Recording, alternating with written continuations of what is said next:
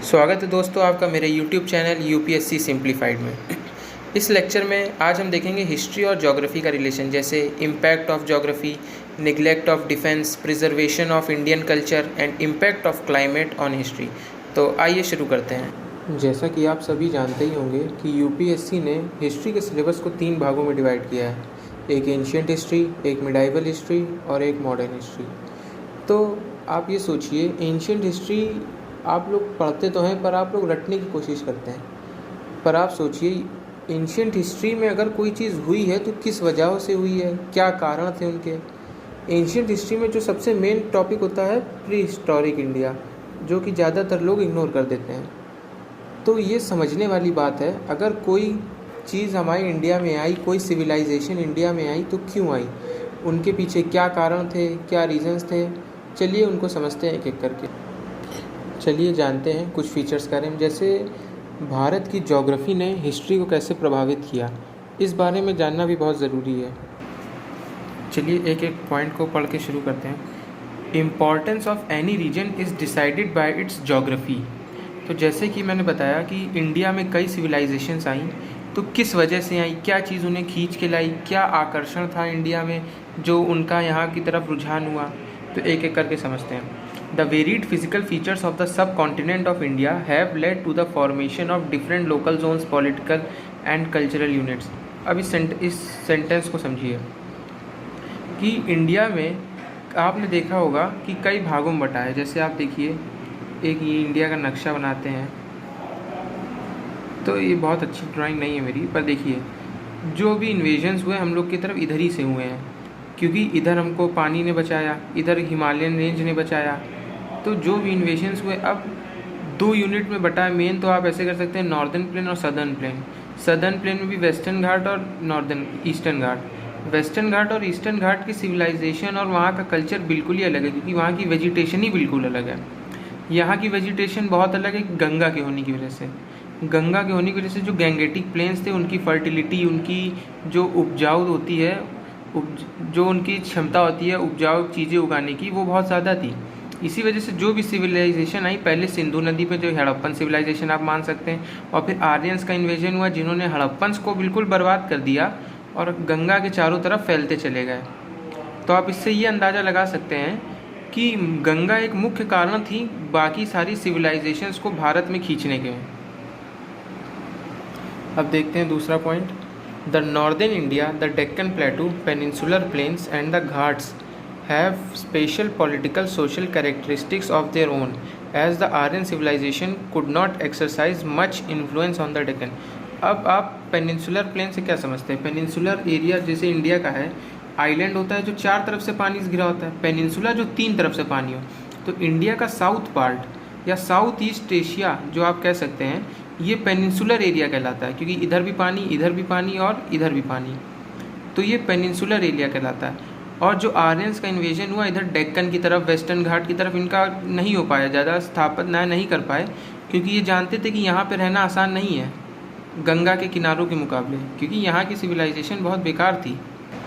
अब आप तीसरा पॉइंट देखेंगे जो मैंने पहले में शायद आपको बता दिया। India has been separated from the rest of the world by Himalayan in the north and sea on the 3 other side. India को हिमालय, नॉर्थ से हिमालय काट देता है और बाकी की तरफ से सी काट देता है। As the result, India lived in isolation and evolved its own style of life and development. No doubt, some of the foreign cultures and civilization may enter into India from the northern passes, but their influence was very limited. अब फिर से इसी diagram पे आते हैं। अब हिमालय ने उधर से लोगों को रोक लिया नॉर्थ से, बाकी साउथ और ईस्ट से आपको पेनिनसुला ने रोक लिया। अब जो भी थोड़े बहुत लोग आए वो इधर से ही आए, आपका वेस्ट साइड से, नॉर्थ वेस्ट साइड से, और वो भी जो प्लेन्स बने हैं, माउंटेन प्लेन्स हैं, रिवर प्लेन्स हैं, इनके थ्रू है। इसी वजह से आप कह सकते हैं कि भारत में फॉरेन कल्चर का इन्फ्लुएंस बहुत कम है, मतलब है बट इतना नहीं है जितना बाकी देशों में है। जैसे आप चाइना में देख लीजिए, चाइना में सी रूट बहुत अच्छा था तो काफ़ी वहाँ पे इन्फ्लुएंस था, पर इंडिया में सी रूट इतना डेवलप ना होने की वजह से यहाँ पे फॉरेन कल्चर्स का इन्वेजन उतना नहीं है पर ये कह सकते हैं कि उतना नहीं है। अब आप देखिए चौथा point. The separation of India from the rest of the world gave people a sense of security and completely ignored the defense of the country. This inevitably resulted in the number of invasions of India across the border. This neglect the military was responsible for slavery of the country. आप अब यही सोचिए, इसी फिर से इस diagram पे आते हैं। देखिए, जब यहाँ की जनता ने देखा, यहाँ पे जो भी जनजातियाँ पनप रही थी, उन्होंने देखा कि हम चारों तरफ से सुरक्षित ही हैं, इधर भी ज़्यादातर प्लेन्स थे, इंडस रिवर बह रही थी, तो हम लोगों ने सुरक्षा को बिल्कुल नज़रअंदाज कर दिया। इस वजह से कई फॉरेन बॉडीज़ आई। बाकी देखेंगे आप, लेटर टाइम में आई हैं, अर्ली वैदिक एरा में पढ़ेंगे या ऋग वैदिक एरा में पढ़ेंगे, इतना इन्फ्लुएंस नहीं है फॉरेन बॉडीज़ का। बट ये जो मिडाइवल हिस्ट्री है, इसमें आप फॉरेन इन्फ्लुएंस बहुत ज़्यादा देखेंगे, क्योंकि इस टाइम तक आदमी बिल्कुल वो हो गया था, निर्भय हो गया था कि हमको कोई लूट भी सकता है। अब आप देखिए, ये भी एक बहुत शानदार पॉइंट है, preservation of primitive Indian culture.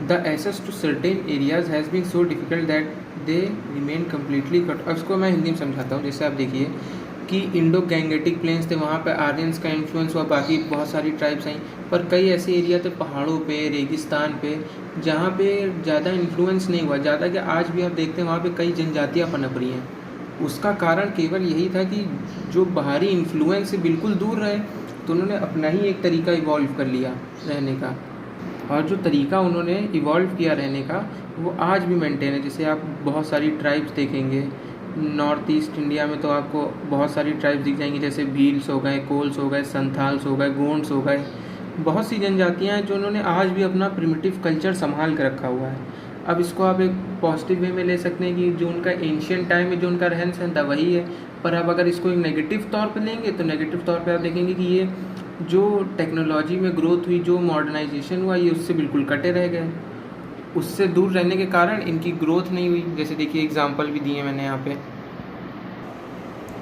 अब देखते हैं क्लाइमेट का क्या असर हुआ, जो हम लोग के ऊपर हमले हुए उसमें क्लाइमेट का क्या रोल था। जैसे देखिए, the climate of the country has also exercised great influence on the course of Indian history.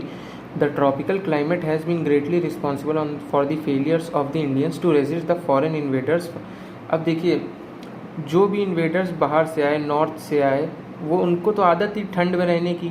अब इंडिया में एक ट्रॉपिकल वेदर है, जो बरसात आप देख रहे हैं, बरसात वैसे तो बहुत अच्छी है खेती के लिए, पर इससे इंसान की क्षमता कम होती है।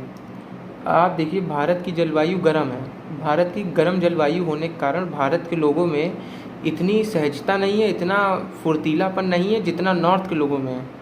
एक वो भी कारण था जिससे हम अपने आप को बचा नहीं पाए फॉरेन इन्वेजन से। The hilly terrains of the south made the people of Maharashtra and Rajput sturdy. The people living in these areas had to work hard to earn their livelihood and develop warrior quality.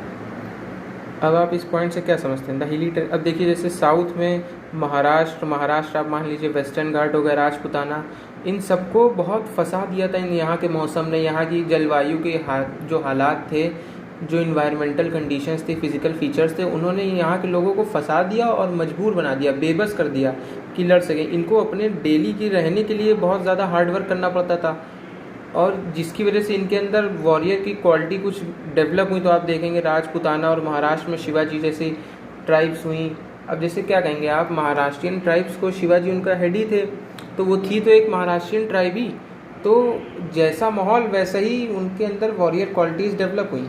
तो आप ये सोचिए, जो north में आदमी रह रहा है, उसके पास गैंगेटिक प्लेन्स के साथ उसको हर चीज़ बड़ी आसानी से अवेलेबल हो रही, बिल्कुल गंगा के किनारे उपजाऊ ज़मीन है, पेड़ पौधे हैं, वन है, सब है।